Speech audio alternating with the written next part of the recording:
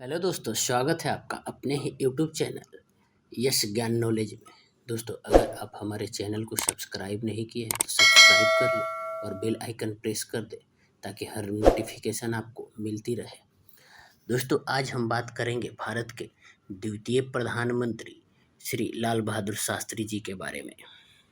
लाल बहादुर शास्त्री का जन्म 2 अक्टूबर 1904 को उत्तर प्रदेश के मुगल सराय में हुआ था। उनके पिता एक स्कूल शिक्षक थे। जब लाल बहादुर शास्त्री केवल 1.5 वर्ष के थे तभी उनके पिता का देहांत हो गया था। उनकी मां अपने तीनों बच्चों के साथ अपने पिता के घर जाकर बस गई थी। उस छोटे से शहर में लाल बहादुर की स्कूली शिक्षा कुछ खास नहीं रही, लेकिन गरीबी की मार पड़ने के बावजूद उनका बचपन पर्याप्त रूप से खुशहाल बीता। उन्हें वाराणसी में चाचा के साथ रहने के लिए भेज दिया गया था ताकि वे उच्च विद्यालय की शिक्षा प्राप्त कर सकें। घर पर सब उन्हें नन्हे के नाम से पुकारते थे। वे कई मील की दूरी नंगे पांव से ही तय कर विद्यालय जाते थे। यहाँ तक कि भीषण गर्मी में जब सड़कें अत्यधिक गर्म हुआ करती थी तभी उन्हें ऐसे ही जाना पड़ता था। बड़े होने के साथ ही लाल बहादुर शास्त्री विदेशी दासता से आज़ादी के लिए देश के संघर्ष में अधिक रुचि रखने लगे। वे भारत में ब्रिटिश शासन का समर्थन कर रहे भारतीय राजाओं की महात्मा गांधी द्वारा की गई निंदा से अत्यंत प्रभावित हुए। लाल बहादुर शास्त्री जब केवल 11 वर्ष के थे तब से ही उन्हें राष्ट्रीय स्तर पर कुछ करने का मन बना लिया था। गांधी जी ने असहयोग आंदोलन में शामिल होने के लिए अपने देशवासियों से आह्वान किया था। इस समय लाल बहादुर शास्त्री केवल 16 वर्ष के थे। उन्होंने महात्मा गांधी के इस आह्वान पर अपनी पढ़ाई छोड़ देने का निर्णय कर लिया था। उनके इस निर्णय ने उनकी मां की उम्मीदें तोड़ दी। उनके परिवार ने उनके इस निर्णय को गलत बताते हुए उन्हें रोकने की बहुत कोशिश की, लेकिन वे इसमें असफल रहे।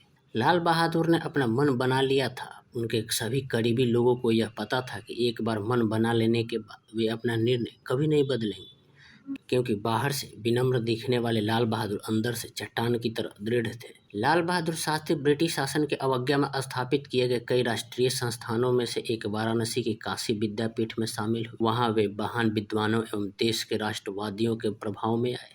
विद्यापीठ द्वारा उन्हें प्रदत्त स्नातक की डिग्री का नाम शास्त्री था, लेकिन लोगों के दिमाग में यह उनके नाम के एक भाग के रूप में बस गया और इसी के चलते उनका नाम लाल बहादुर शास्त्री हुआ। 1927 में उनकी शादी हो गई। उनकी पत्नी ललिता देवी मिर्जापुर से थी, जो उनके अपने शहर के पास ही था। उनकी शादी सभी तरह से पारंपरिक थी। दहेज के नाम पर एक चरखा एवं हाथ से बुने हुए कुछ मीटर कपड़े थे। वे दहेज के रूप में इससे ज्यादा कुछ और नहीं चाहते थे। 1930 में महात्मा गांधी ने नमक कानून को तोड़ते हुए दांडी यात्रा की। इस प्रतीकात्मक संदेश ने पूरे देश में एक तरह की क्रांति ला दी। लाल बहादुर शास्त्री विह्वल ऊर्जा के साथ स्वतंत्रता के इस संघर्ष में शामिल हो गए। उन्होंने कई विद्रोही अभियानों का नेतृत्व किया एवं कुल 7 वर्षों तक ब्रिटिश जेलों में रहे। आज़ादी के इस संघर्ष ने उन्हें पूर्णतः परिपक्व बना दिया। आज़ादी के बाद जब कांग्रेस सत्ता में आई, उससे पहले ही राष्ट्रीय संग्राम के नेता लाल बहादुर शास्त्री के महत्व को समझ चुके थे। 1946 में जब कांग्रेस सरकार का गठन हुआ तो इस छोटे से डायनेमो को देश के शासन में रचनात्मक भूमिका निभाने के लिए कहा गया। उन्हें अपने गृह राज्य उत्तर प्रदेश का संसदीय सचिव नियुक्त किया गया और जल्द ही वे गृह मंत्री के पद पर भी आसीन हुए। कड़ी मेहनत करने की उनकी क्षमता एवं उनकी दक्षता उत्तर प्रदेश में एक लोकोक्ति बन गई। वे 1951 में दिल्ली आ गए। केंद्रीय मंत्रिमंडल के कई विभागों का प्रभार संभाला। रेल मंत्री, परिवहन एवं संचार मंत्री, वाणिज्य एवं उद्योग मंत्री, गृह मंत्री एवं नेहरू जी की बीमारी के दौरान बिना विभाग के मंत्री रहे। उनकी प्रतिष्ठा लगातार बढ़ रही थी। एक रेल दुर्घटना जिसमें कई लोग मारे गए थे के लिए स्वयं को जिम्मेदार मानते हुए उन्हें रेल मंत्री के पद से इस्तीफा दे दिया था। देश एवं संसद ने उनके इस अभूतपूर्व पहल को काफ़ी सराहा था। तत्कालीन प्रधानमंत्री पंडित जवाहरलाल नेहरू ने इस घटना पर संसद में बोलते हुए लाल बहादुर शास्त्री के ईमानदार एवं उच्च आदर्शों की काफ़ी तारीफ की थी। उन्होंने कहा कि उन्होंने लाल बहादुर शास्त्री का इस्तीफा इसलिए नहीं स्वीकार किया है कि जो कुछ हुआ वो इसके लिए जिम्मेदार है, बल्कि इसलिए स्वीकार किया है क्योंकि इससे संवैधानिक मर्यादा में एक मिसाल कायम होगी। रेल दुर्घटना पर लंबी बहस का जवाब देते हुए लाल बहादुर शास्त्री ने कहा, शायद मेरे लंबाई में छोटे होने एवं नम्र होने के कारण लोगों को लगता है कि मैं दृढ़ नहीं हो पा रहा हूँ। यद्यपि शारीरिक रूप से मैं मजबूत नहीं हूँ, लेकिन मुझे लगता है कि मैं आंतरिक रूप से इतना कमजोर भी नहीं हूँ। अपने मंत्रालय के कामकाज के दौरान भी वे राष्ट्रीय पार्टी के संबंधित मामलों को देखते रहे एवं उसमें अपना पूरा भरपूर योगदान दिया। 1952, 1957 एवं 1962 के आम चुनाव में पार्टी की निर्णायक एवं जबरदस्त सफलता में उनकी सांगठनिक प्रतिभा एवं चीजों को नजदीक से परखने की अद्भुत क्षमता का बड़ा योगदान था। 30 से अधिक वर्षों तक अपनी समर्पित सेवा के दौरान लाल बहादुर शास्त्री उदात्त निष्ठा एवं क्षमता के लिए लोगों के बीच प्रसिद्ध हो गए। विनम्र, दृढ़, सहिष्णु एवं जबरदस्त आंतरिक शक्ति वाले शास्त्री जी लोगों के बीच ऐसे व्यक्ति बनकर उभरे जिन्होंने लोगों की भावनाओं को समझा। वे दूरदर्शी थे जो देश को प्रगति के मार्ग पर लेकर आए। लाल बहादुर शास्त्री महात्मा गांधी के राजनीतिक शिक्षाओं से अत्यंत प्रभावित थे। अपने गुरु महात्मा गांधी के ही लहजे में एक बार उन्होंने कहा था, मेहनत प्रार्थना करने के समान है। महात्मा गांधी के समान विचार रखने वाले लाल बहादुर शास्त्री भारतीय संस्कृति की श्रेष्ठ पहचान है। उनकी साफ सुथरी छवि के कारण ही उन्हें 1964 में देश का प्रधानमंत्री बनाया गया। उन्होंने अपने प्रथम संवाददाता सम्मेलन में कहा था कि उनके शीर्ष प्राथमिकता खाद्यान्न मूल्यों को बढ़ने से रोकना है और वे ऐसा करने में सफल भी रहे। उनके क्रियाकलाप सैद्धांतिक न होकर पूर्णतः व्यवहारिक और जनता की आवश्यकताओं के अनुरूप थे। निष्पक्ष रूप से यदि देखा जाए तो शास्त्री जी का शासनकाल बेहद कठिन रहा। पूंजीपति देश पर हावी होना चाहते थे और दुश्मन देश हम पर आक्रमण करने के फिराक में 1965 में अचानक पाकिस्तान ने भारत पर शाम 7:30 बजे हवाई हमला कर दिया।